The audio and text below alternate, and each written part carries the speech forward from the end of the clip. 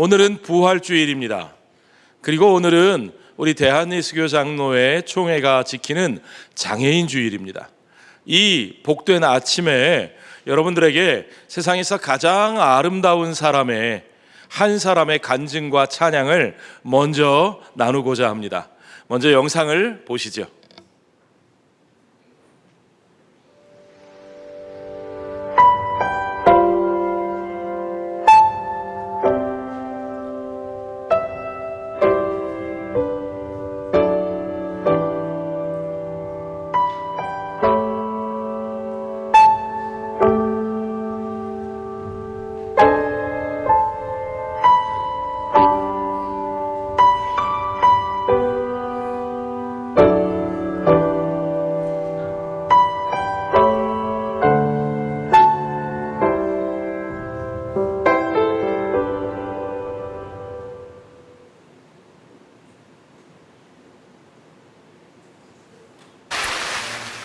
I sing because I'm so thankful for what life has given me. And I believe that all of us people are very precious. I believe that God has created each one of us for a special purpose and for a special reason. And all of us are different. Maybe sometimes we miss things in life, and sometimes we don't have everything.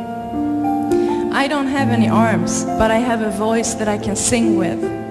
And it doesn't matter, even if you don't have money, or if you even don't have knowledge, or even if you don't have a perfect body, you still have something that is important for the people around you. So all of us has the same value and the same meaning, and we all are precious and unique. The most precious thing in my life, and the thing that has given me the strength and the joy and the power in my life, is the love of Jesus. And in the next song I would like to sing about His grace and His love for us, in maybe one of the most famous songs in the world, the song Amazing Grace.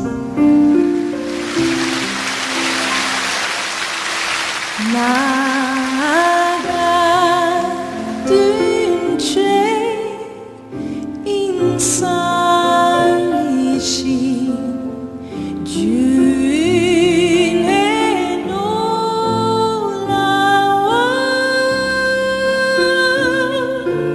이라동생 양짝 샀고 광명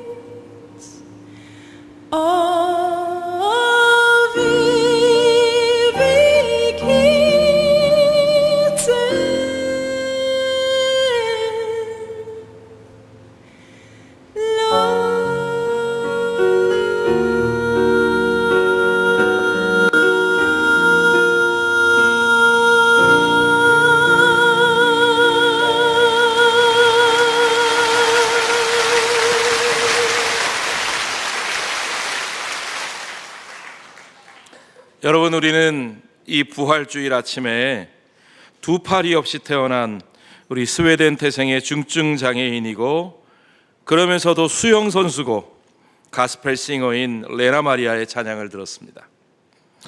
레나 마리아는 태어날 때부터 두 팔이 없었고요, 아까 설명했죠, 한쪽 다리가 짧은 장애아로 태어났습니다.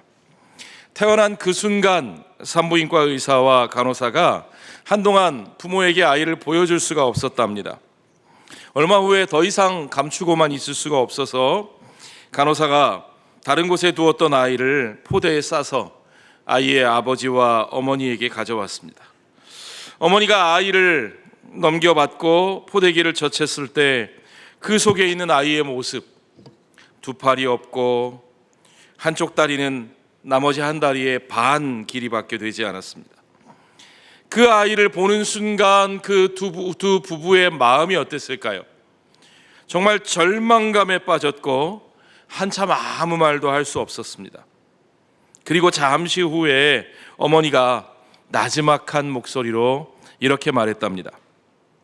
마치 신음을 토해놓듯이, 하나님이 주신 아이야.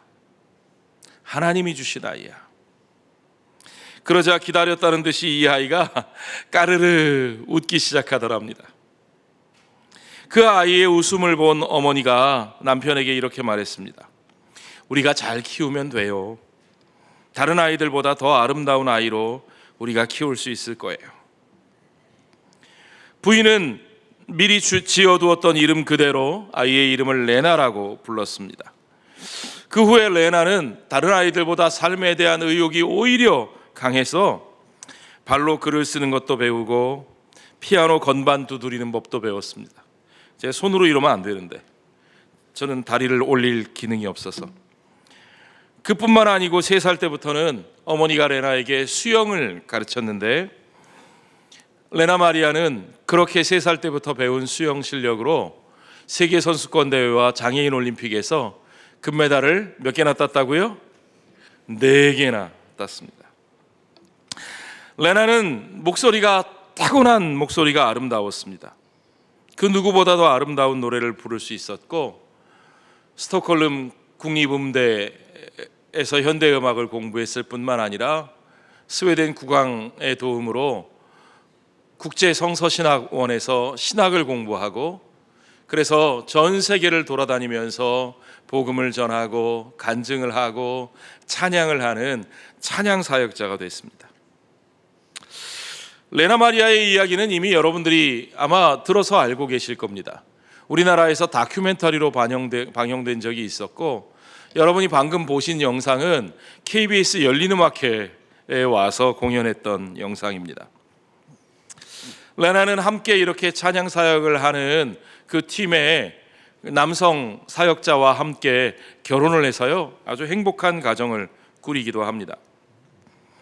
성장 과정에서 자신의 그 신체 장애를 보면서 정말 한없이 울 때도 있었답니다. 왜 안 그랬겠어요? 정말 비참함도 느껴졌을 거고 내가 앞으로 어떻게 살아갈 수 있을까 하는 생각도 들었을 겁니다. 그러나 이제 그녀는 하나님은 약하디 약한 자신의 몸을 들어 쓰시면서 사람들에게 부활의 삶이 무엇인가를 보여주고 싶으셨다는 것을 알게 되었다고 말합니다. 하나님께서 자신의 삶을 쓰시는 이유가 있다는 거죠. 그래서 레나는 자신의 삶이 하나님의 도구, 하나님의 사랑의 메신저로 쓰임받을 수 있다고 확신하고 있습니다. 자, 여러분, 우리는요 하나님께 우리의 고통과 절망과 슬픔을 없애달라고 간청하며 기도할 때가 많습니다. 우리는 십자가 없는 삶을 허락해달라고 주님 앞에 기도할 때가 많습니다. 그러나 여러분, 하나님의 방법은 우리의 기대와는 전혀 다릅니다. 하나님의 방법은 우리의 기대와는 전혀 다르게 나타날 때가 많습니다. 예수님께서 십자가에 달리시고 운명하시고 무덤에 장사되신 후에 깊은 절망에 빠져 있던 그 제자들, 그들이 이제 안식 후 첫날 저녁 때에 유대인들을 여전히 두려워하면서 은밀한 곳에 모여서 문을 걸어 잠그고 거기에 있습니다. 그들이 있는 그곳을 행여나 다른 사람들이 쳐들어올까 봐, 자기들이 끌려갈까 봐 꼭꼭 걸어 잠그고 숨어서 쉬쉬하며 모여있던 거죠. 그때 부활하신 예수님께서 제자들이 모인 그곳에 나타나셨습니다. 그들에게 하신 첫 말씀이 뭔 줄 아세요? 너희에게 평안이 있을지어다. 두려움과 불안 가운데 떨고 있는 그들에게 너희에게 평안이 있을지어다 하시면서 주님이 보여주신 것은 그 손에 있는 못자국, 그리고 그 옆구리에 있는 창자국이었습니다. 제자들은 너무나 당황하면서 전혀 기대하지 못했던 표정으로 그럼에도 불구하고 주님을 기쁘게 맞아들였습니다. 주님은 놀라는 제자들에게 다시 한번 평안을 기원하시면서 아버지께서 나를 보내신 것처럼 나도 너희를 보내노라. 아버지께서 나를 이 땅에 보내셨던 것처럼 나도 누구를 보낸다고요? 너희를 보내노라. 예, 제자들도 주님은 제자들을 이 땅에 보내신다고 말씀하셨습니다. 그 말씀하시고는 그들을 향하여 숨을 내쉬시면서 성령을 받으라 말씀하셨어요. 주님은 제자들을 세상으로 파송하시면서 그들끼리 그냥 보내지 아니하시고 주의 성령을 그들에게 부어주시며 성령과 함께 세상으로 나가라고 말씀하셨던 거죠. 그런데요, 그때 도마는 주님과 함께 있지 않았습니다. 꼭 그런 애들이 있죠. 중요한 순간에만 빠지는 애들이 있어요. 도마가 그런 사람이었습니다. 다른 제자들이 예수님 만났어, 주님 부활하셨어 얘기해도 도마는 믿지 않았습니다.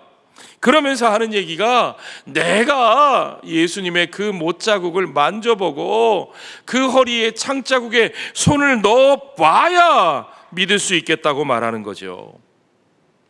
그렇게 8일 8회가 지났습니다. 제자들이 다시 집안에 모여 있는데 그때는 도마도 함께 있었어요.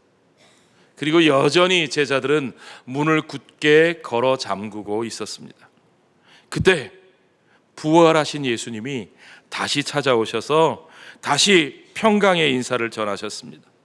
에이렌의 휘민 평강이 너희에게 있을지어다. 그리고 이제 도마에게, 그 의심 많았던, 그 믿지 못했던 도마에게 손과 옆구리를 내보이시면서 믿음이 없는 자가 되지 말고 믿는 자가 되라고 말씀하셨습니다. 요한은요, 특별히 다른 복음서와는 다르게 예수님의 부활의 이야기를 전하면서 예수님을 목격한, 부활하신 주님을 만난 제자들이 굉장히 당황하고 있다고 얘기합니다. 아니, 주님 죽으시고 부활하실 것을 미리 말씀하셨는데도 그들은 당연히 우리 선생님 말씀대로 됐구나 그렇게 하는 것이 아니라, 아니 도대체 이런 일이 어떻게, 전혀 기대하지 못했던 일이 일어났다는 것처럼 당황하면서 그럼에도 불구하고 주님을 기뻐합니다. 예수님이 그들을 찾아오셨을 때 그 집의 문이 굳게 닫혀 있었다는 것, 요한은 특별히 그걸 강조합니다. 제자들에게 그분의 손에 못자국과 옆구리의 창자국을 보여주시고 만지게 하시며 그것을 통해서 제자들이 부활하신 주님을 믿음으로 받아들이게 됐다는 것을 우리에게 자세히 보여주고 있습니다. 자, 이 이야기, 특별히 이렇게 표현하는 것을 통해서 요한은 우리에게 말하고자 하는 바가 있습니다. 여전히 주님의 말씀을 믿지 못하던 제자들의 굳게 닫혀진 마음, 그들에게 굳게 닫혀있는 현실, 그러나 이제 부활하신 주님이 그 손에 못자국과 허리에 창자국을 보여주시고 만지게 하시며 그때부터 새롭게 열려진 부활의 현실, 부활이 그저 막연한 소망이나 그저 미래에 이루어질지도 모르는 어떤 일이 아니라 그들의 눈앞에 이루어진 분명한 현실이라는 사실을 요한이 우리에게 분명하게 깨닫게 해주고 있습니다. 자, 여러분, 우리는요 세상에서 가능하면 오래오래 편안하게 멀쩡하게 잘 살고 싶어요. 여기 계신 부모님들, 할아버지 할머님들, 여러분의 자녀들이, 여러분의 손자 손녀들이 정말 티끌 하나 없이 상처 하나 받지 않고 그저 평생도록 뭐만 걸어라? 꽃길만 걸어라. 예, 그런 삶을 바라실지도 모르겠습니다. 소중한 아이가 몸에 조그만 흉터라도 생기면 아이고 우리는 얼마나 안타깝고 얼마나 고통스러워 하겠습니까? 우리가 조그마한 장애라도 가지고 있다면 우리는 그것 때문에 좌절하고 절망하고 실망하고 내가 남들과 다르다는 것 때문에 우리는 늘 낙심하면서 그렇게 그 좌절과 절망의 무덤에서 헤어나오지 못할 때가 참 많습니다. 그러나 여러분, 하나님의 방법은 다릅니다. 하나님의 방법은 세상에 연약한 것을 없애지 아니하시고 그 연약한 것을 들어 그 연약한 것을 통하여 다른 것으로 변화시켜 놓으신다는 것을 여러분 믿으시기 바랍니다. 우리는 그런 하나님의 방법을 예수 그리스도의 십자가와 그분의 부활을 통하여 분명하게 확인할 수 있습니다. 하나님은 그의 아들 독생자 메시아가 십자가에 못 박혀 죽으시는 것을 막아주지 않으셨습니다. 그를 거기서 건져내지 않으셨습니다. 그 십자가에서 멀쩡하게 내려와서 그를 조롱하던 자들을 쓸어버리게 하지 않으셨다는 겁니다. 그러나 그분이 거기서 그렇게 죽으셨기에 우리 앞에는 부활의 새로운 현실이 등장했습니다. 그 당시에 예수님을 십자가에 못 박은 사람들은 그것으로 이제 예수의 역사는 다 끝났다, 끝장이다 라고 생각했겠죠. 그러나 하나님은 예수 그리스도의 부활을 통해서 우리의 눈앞에 펼쳐진 그 부활을 통해서 그 십자가가 끝장이 아니라는 것을, 그 십자가의 죽음이 결코 마지막이 아니라는 사실을 우리에게 분명하게 보여주셨습니다. 그 십자가 너머에, 그 죽음 너머에 다른 길이 있는 것을 여러분 믿으시기 바랍니다. 자, 여러분 우리 한번 다시 따라해 봅시다. 다른 길이 있다. 아멘. 그렇습니다. 그 죽음과 그 무덤으로 끝나지 않습니다. 그 너머에 다른 길이 있습니다. 레나 마리아를 보셨잖아요. 인간적으로 생각하면 그녀의 삶은 처음 태어날 때부터 불행 그 자체여야만 했습니다. 불행 이외에는 다른 길이 없는 것처럼 보였습니다. 그러나 레나는 장애로 인해서 그의 삶이 거기서 끝장나지 않았습니다.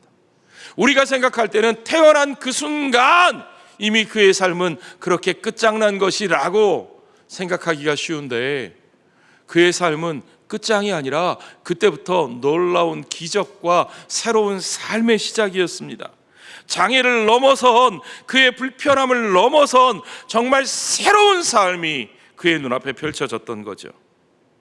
그 새로운 삶은요, 무슨 성형수술로 손과 발을 정상으로 만들어 놓은 게 아닙니다. 무슨 로봇 기술로 가짜 팔다리를 달아서 무슨 아무 불편 없이 살게 된 게 아닙니다. 연약한 것은 연약한 대로 있습니다. 불편한 것은 불편한 대로 있습니다. 그러나 그녀에게는 새로운 삶의 의미가 있고 목적이 있고 동기가 있고 가치가 있었습니다. 그 어떤 인간적인 불행도 불편함도 꺾을 수 없는 부활에 대한 소망이 레나 마리아의 부모에게 있었고, 그리고 그 소망과 믿음이 그 레나 마리아에게 그대로 전달이 됐던 거죠. 그녀는 너무 아름답습니다. 제가 그녀를 소개할 때 여러분께 세상에서 가장 아름다운 한 사람의 간증과 찬송을 나누자고 말씀드렸습니다.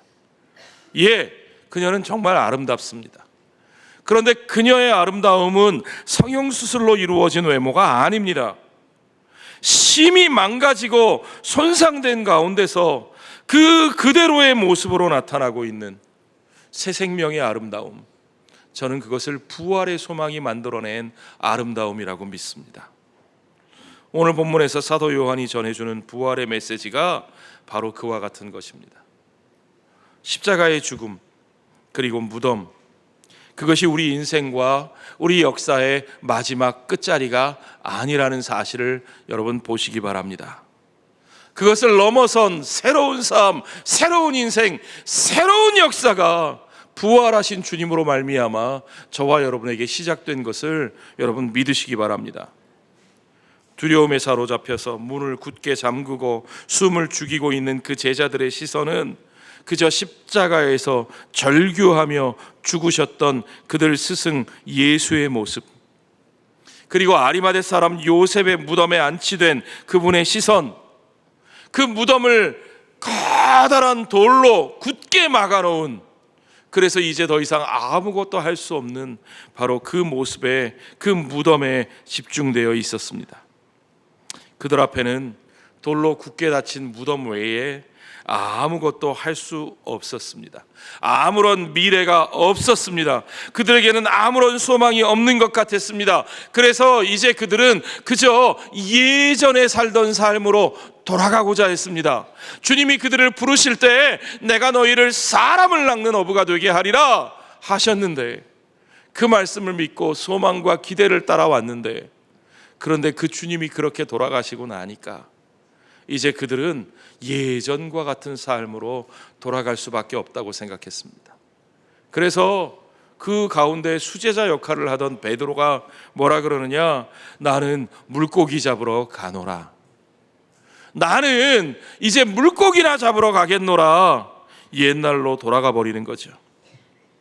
그러한 절망의 상황에 있는 그들에게 예수님께서 부활하신 몸으로 나타나셨습니다. 예수님의 제자 도마 역시 지금 그들이 경험하고 있는 그 현실 너머에 다른 새로운 현실이 있다는 사실을 도무지 받아들일 수 없었습니다. 제자들, 동료들이 말하는데도 그는 완강하게 부인하고 믿을 수 없었습니다. 그러나 이제 부활하신 주님이 그의 눈앞에 나타나셨을 때 다른 제자는 물론 도마도 이제는 그들이 바라보던 그것을 넘어 새로운 믿음의 현실 속에 새로운 세계가 펼쳐지고 있다는 사실을 분명하게 보게 되었습니다. 그 계기가 뭡니까? 주님의 손과 발에 있는 못자국, 그 옆구리에 있는 창자국이었죠. 그들이 그것을 보았습니다. 그들이 그것을 만져보았습니다. 그들이 그 옆구리에 손을 넣었습니다. 이제 그 고난과 그 죽음의 현실이 이제는 그들 앞에 부활의 현실로 나타났다는 것을 그들이 분명하게 확인할 수 있었습니다. 여러분, 부활하신 예수께서 이제 그들에게 새로운 현실을 이루어냅니다. 그 부활의 새로운 현실을 만난 제자들이 어떻게 변화됩니까? 그들의 삶이 부활의 증인으로 새로운 삶의 길을 찾습니다. 부활의 증인으로 변화된 삶을 살게 됩니다. 그들이 자신의 인생에 대해서, 그들이 살고 있는 세상에 대해서, 역사에 대해서 이제 다른 안목으로, 다른 차원으로 바라보게 됩니다. 여러분, 우리가 살고 있는 이 현실의 역사 밑바닥에 부활하신 주님으로 말미암아 그 새로운 삶의 현실이, 그 새로운 삶의 현실과 만나는 믿음이 용암처럼 흐르고 분출하고 있다는 사실을 여러분 믿으시기 바랍니다. 우리는 이 세상의 것과 다른 역사를 이루어 갑니다. 그리고 결국 마지막에는 주님이 우리에게 주신 그 새 삶에 대한 소망이 승리하는 것을 우리가 분명히 보게 하실 줄로 믿습니다. 자, 여러분, 부활하신 주님의 손과 발의 못자국, 옆구리의 창자국이 예수님의 몸에서 없어지지 않았습니다. 저는 이게 참 이해할 수 없었습니다. 여러분, 요즘 수술 받고 나면요, 옛날에는 수술하고 나면 몸에 수술 자국이 그대로 남아 있었어요. 그렇죠? 이렇게 배를 갈라서 수술하면 그 배에 수술한 자국이 그대로 남아 있었습니다. 옛날에는 얼굴에 흉터가 생기고 꼬매면 꼬맨 자국이 그대로 남아 있었습니다. 그래서 옛날 악당들은 악당인지 알아봤어요. 얼굴에 칼 자국, 막 꼬맨 자국, 눈 옆에 흉터, 막 이런 게 있었잖아요. 그죠? 아, 저 사람은 험하게 사는 사람이구나. 딱 알아볼 수 있었어요. 요즘은 알아볼 수 없습니다. 요즘 수술하고 나면, 장로님, 수술하고 나면 흉터 없애는 수술도 하죠? 예. 흉터 없애는 수술을 합니다. 제가 들어보니까요, 수술비보다 흉터 없애는 수술이 돈이 더 많이 든대요. 사람들이 그래도 흉터 없애는 수술을 다 한답니다. 깨끗해야 되니까요. 깔끔해야 되니까요. 여러분, 그런 생각 해보셨어요? 하나님이 우리 주 예수님을 살리실 때 그 손에 못자국과 그 허리에 창자국을 없앨 수 있지 않으셨을까? 아니, 우리 하나님이 강남의 성형외과 의사보다 실력이 떨어지셔요? 아니잖아요. 우리 하나님은 더 뛰어난 의술을 가지고 계실 겁니다. 그러니까 우리 하나님이 마음만 먹으셨으면 우리 예수님의 몸에, 부활하신 몸에 못자국, 창자국은커녕 티끌 하나 안 남게 깨끗한 몸으로 부활하실 수 있었을 겁니다. 그렇죠? 그런데 주님은 그 손에 발에 못자국을 그대로 두셨습니다. 그 옆구리에 창자국을 그대로 두셨습니다. 왜 그러셨을까요? 주님은 그것을 통해서 제자들에게 그가 그의 눈앞에서, 그들의 눈앞에서 고난받으셨던 예수, 그가 그들 앞에서 십자가에서 피 흘려 죽으셨던 예수, 그 고난과 그 죽으심의 길을 걸어가셨던 그들의 스승 예수이신 것을 분명하게 확인시켜 주시기 위함이었습니다. 그렇습니다. 그렇게 고난받으시고 그렇게 죽으신 그분이 그 죽음과 고난을 이기고 살아나셨습니다. 그분이 고난받으시고 죽으셨던 것도 우리 눈앞에 벌어졌던 현실이고, 그리고 그분이 살아나신 부활의 몸으로 나타나신 것도 우리 눈앞에 분명하게 보이신 현실입니다. 그렇습니다. 그것은 막연한 미래의 소망이 아니고 있을지 없을지 모르는 것에 도박처럼 걸어야 하는 그런 소망이 아닙니다. 주님은 우리 앞에 살아나셨습니다. 그 살아나신 분 주님은 우리를 위해 고난받으신 그분이시고 우리를 위해 죽으셨던 그분이십니다. 그분의 몸에는 여전히 그 상처가 분명하게 남아 있어서 그분의 고난과 죽으심처럼 그분의 부활도 분명한 현실인 것을 우리에게 분명하게 가르쳐주고 있습니다. 자, 여러분, 우리가 살고 있는 오늘 우리의 현실 속에도 우리는 죄의 고통을 경험하고 절망을 경험하고 죽음을 경험하고 살아갑니다.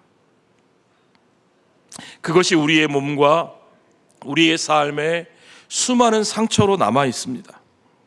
우리는 예수님의 손과 발, 그 옆구리를 볼 때마다 우리를 위해 죽으신 그분이 우리를 위해 다시 살아나신 것을 분명하게 기억합니다.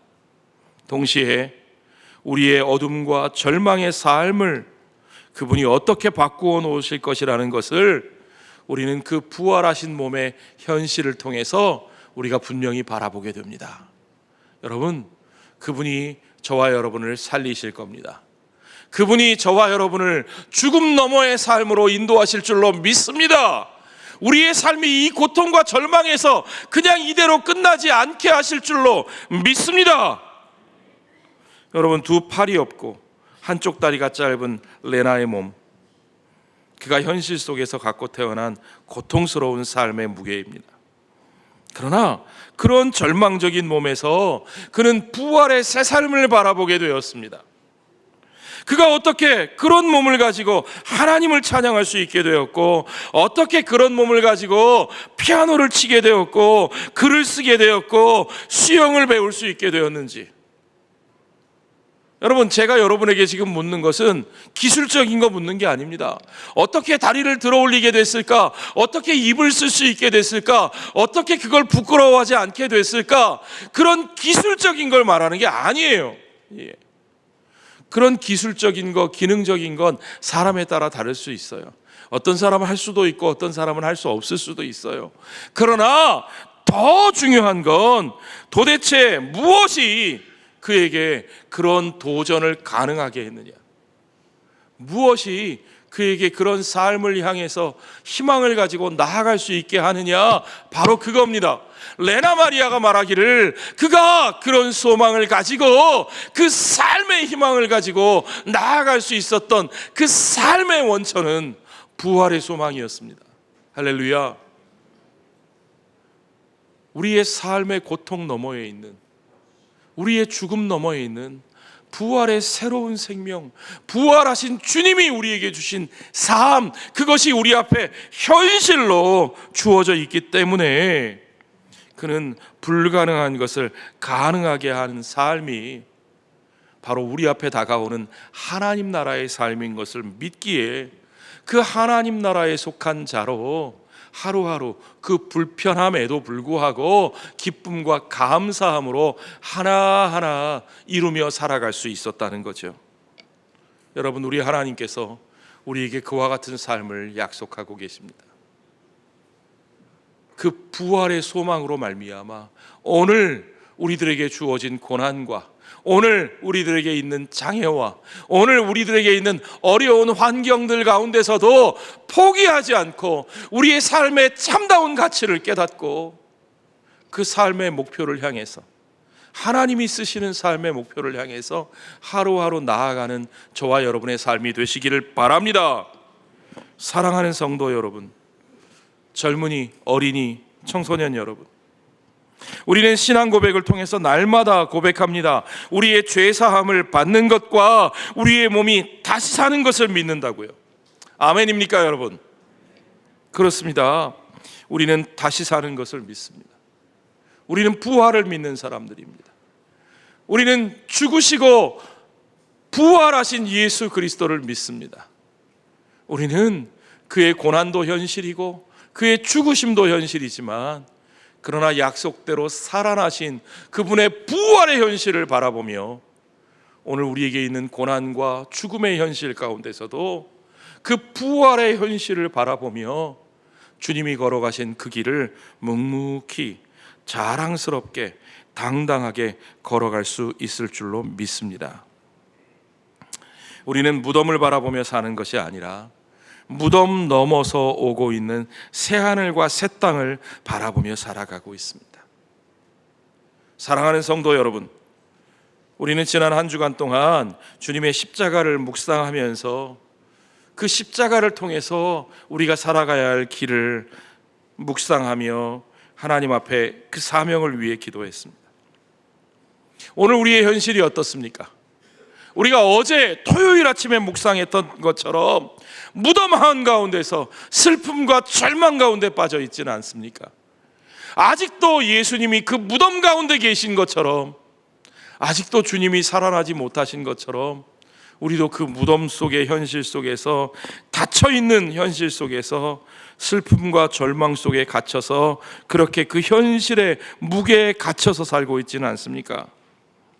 여러분, 부활하신 주님이 우리에게 찾아오셔서 그의 손과 발과 옆구리를 내보이시면서 우리에게 말씀하기를 원하십니다. 너희가 당하고 있는 그 슬픔과 외로움과 고통과 질병과 그 삶의 무게를 내가 다 없애주지는 않는다. 그러나 나는 그것을 넘어선 새로운 생명의 삶으로, 그 너머에 있는, 그 죽음 너머에 있는 새로운 생명의 삶으로 너와 함께 가고자 한다고 우리 주님 말씀하시는 겁니다. 우리 주님의 손을 잡으십시오.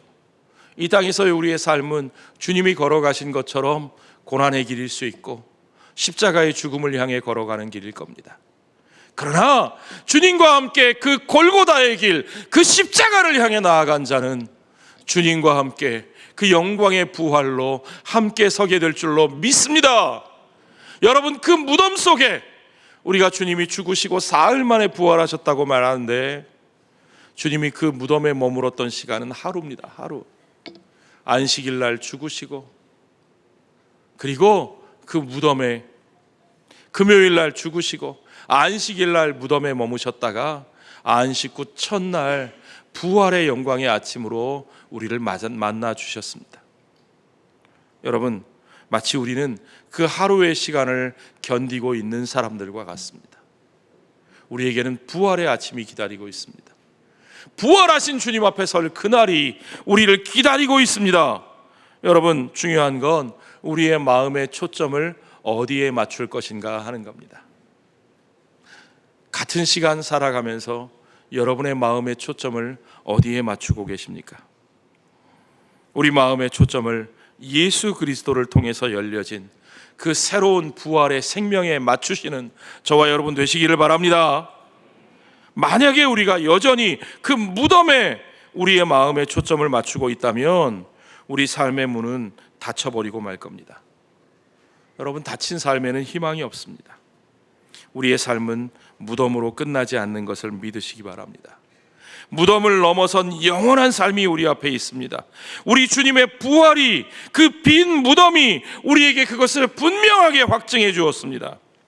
그 부활하신 주님을 바라보면서, 그 빈 무덤을 바라보면서 우리의 모든 슬픔과 외로움과 고통과 질병과 우리의 모든 장애를 담당하신 그 손과 발의 못자국, 그 옆구리의 창자국을 바라보시면서 그것을 만지면서 우리의 고통스러운 현실 너머에 있는 부활의 생명, 영원한 삶, 새로운 역사가 있음을 확인하시고, 부족하고 연약하고 불편한 우리의 인생이지만 그러나 우리의 인생을 들어 주님의 부활을 증거하게 하시는, 우리의 삶의 가치를 통하여 하나님 나라의 가치를 열매 맺게 하시는 우리 하나님의 뜻이 이루어지는 것을 분명히 믿고 그 길을 향하여 걸어가는 저와 여러분 되시기를 바랍니다.